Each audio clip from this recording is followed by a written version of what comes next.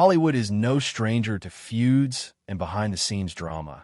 But when it comes to Keanu Reeves, that's almost unheard of. He's built a reputation as one of the nicest, most professional actors in the industry, beloved not just for his talent, but for his kindness on and off set. But even Keanu has his limits over the course of his career. There's been one actor who left such a lasting impression, whether due to creative differences, on-set tension, or something more personal, that Reeves has quietly decided he won't be working with him again. So who is this actor, and what really happened between them? The answer might just surprise you: the childhood struggles you never knew. Keanu Reeves has always been one of Hollywood's most beloved stars, not just for his movies, but for the kind of person he is. He's the rare A-lister who feels like an everyday guy, someone who rides the subway way, gives to charity without making a show of it, and has more than a few humble moments that have become internet legends. But the real reason people admire him isn't just his kindness, it's the fact that despite everything he's been through, he's managed to stay that way. Born in Beirut, Lebanon, Keanu had anything but a stable childhood. His mother, Patricia, worked as a costume designer and performer, while his father, Samuel, was a geologist. His family tree was a mix of English, Chinese, Portuguese, and Hawaiian heritage, but his father wasn't in the picture for long. When Keanu was just 3 years old, Samuel left the family, and Patricia was left to raise him and his younger sister on her own. Life became a whirlwind of moves, first to Australia, then to New York City, and eventually to Toronto, where Keanu spent most of his childhood. His mother remarried several times, bringing different people in and out of his life, including those in the entertainment industry. That exposure would end up shaping his future, but at the time, Keanu wasn't exactly the model student. He bounced between schools, struggled with dyslexia, and even got kicked out of the Etobicoke School of the Arts. He later admitted he was too restless and outspoken for the structured environment of school. So he made a bold decision. He left entirely to focus on acting, but fate had other plans, and injury forced him to step away from the sport, pushing him back toward acting. What could have been a devastating loss turned out to be a defining moment. One of the first jobs he landed wasn't even a traditional acting role. It was as a host for a kids' TV program called Going Great on the Canadian Broadcasting Corporation. It wasn't long before he started picking up small acting roles, including a spot on the Canadian series.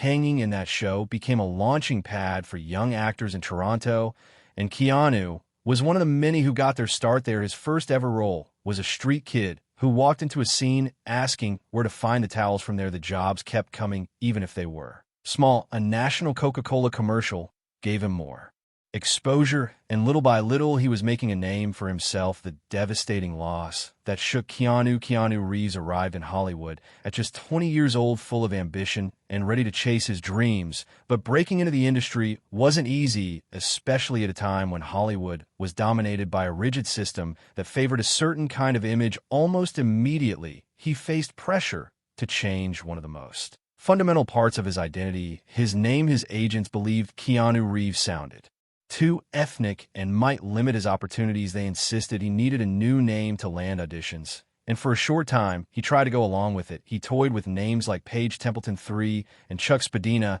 even settling on KC Reeves for a brief period, but it never felt right. When he walked into auditions, he couldn't help but introduce himself as Keanu anyway. Eventually, he dropped the idea altogether, staying true to his name, and in doing so, taking a quiet stand against the industry's biases.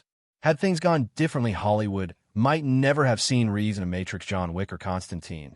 But he stuck to his guns, and that decision ultimately worked in his favor. His first official screen credit came in 1985 with a small part in the TV movie Letting Go, where he played stereo T number 1. It was a blink and you'll miss it role, but it got his foot in the door. He wasted no time moving forward, landing a bigger part that same year in Young Blood, a hockey drama starring Rob Lowe and Patrick Swayze. That role was a natural fit for Reeves, who had played hockey growing up, and it helped him gain traction in the industry. Through most of the 1980s, Keanu Reeves was grinding away at his acting career, taking whatever roles he could get: commercials, TV, movies, and the occasional big screen appearance. His first major role came in Dangerous Liaison, but it was the following year that everything changed. In 1989, he landed the part that would make him a star: Ted Theodore Logan in Bill and Ted's Excellent Adventure. The role fit him perfectly, and audiences loved him. The film became a surprise hit at the box office, leading to a sequel 2 years later, Bill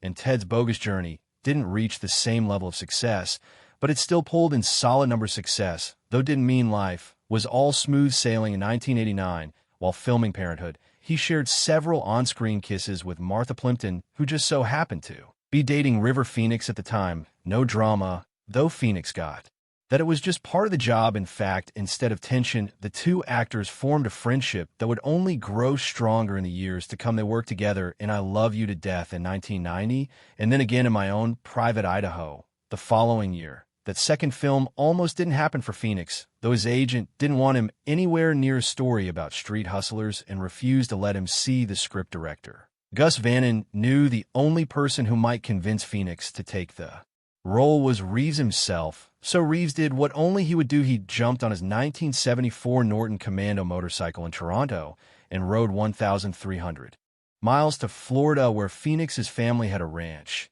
where he handed the script over when he got there, and after reading it, Phoenix accepted the role, but only if Reeves would be in it as well. Being together made them even more intimate, and they would ride long distances on their motorcycles together, one of those rides being to a concert in Key West. Both were headed for stardom in Hollywood, but life had other ideas. In 1993, Reeves gained yet another enduring friendship filming Speed.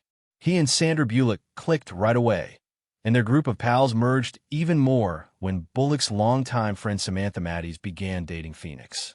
Then it all changed that October when Phoenix overdosed outside a West Hollywood nightclub. He was only 23.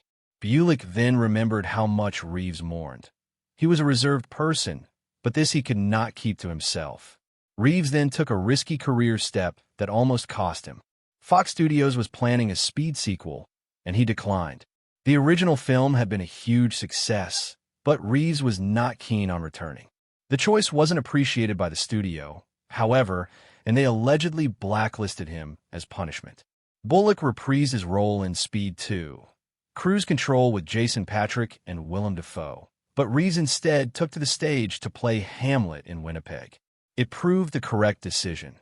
The sequel bombed, grossing a mere $64.5 million on a huge budget and a savaging 4% on Rotten Tomatoes.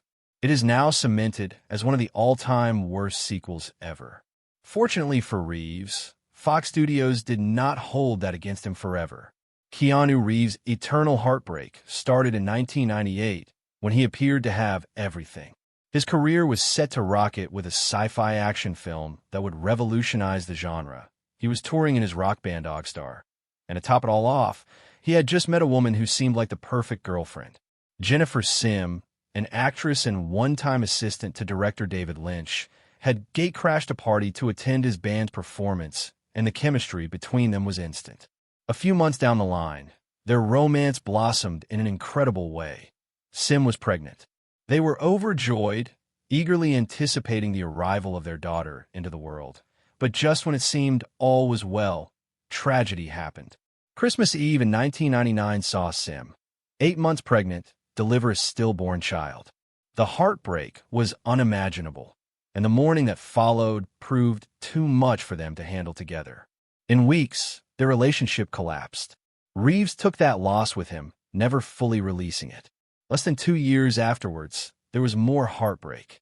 In April 2001, Sim went to a party at Marilyn Manson's. A friend had driven her home safely, but for some reason, she later got behind the wheel again. She never returned to the party. As she was driving drunk, she lost control of her vehicle and rammed into 3 other parked cars. She was flung out of the car upon impact, and she died immediately. Reeves, who remained a private man, never explicitly discussed losing Sim, but there were hints of his sorrow in his work, especially when he acted as John Wick.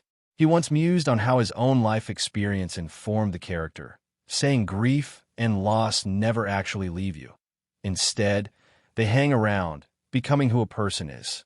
Losing both his daughter and Sim changed Reeves forever, but didn't prevent him from continuing. Years down the line, he fell in love again with artist Alexandra Grant, and they've been doing great since 2011. Why Keanu Reeves is Hollywood's most beloved star is a question many ask. Reeves has been in the game for 40 years, leaving his mark on some of the most unforgettable films of his time, and somehow this quiet, almost mysterious figure has aged so well that some might say a little too well. He's been dubbed the internet's boyfriend, turned into millions of memes, and yet there is something about him that separates him from all other Hollywood celebrities. The fact is, there is no one particular reason why Reeves became a pop culture sensation. His ascension is the product of a distinctive blend of personality, career decisions, and plain luck, all which have endeared him to become one of Hollywood's most cherished personalities. As with any actor, there have been triumphs and flops. His turn as Jonathan Harker in Bram Stoker's Dracula was universally panned, and his turn as Johnny Utah in Point Break became legendary for being endearingly awkward as opposed to great in the conventional sense.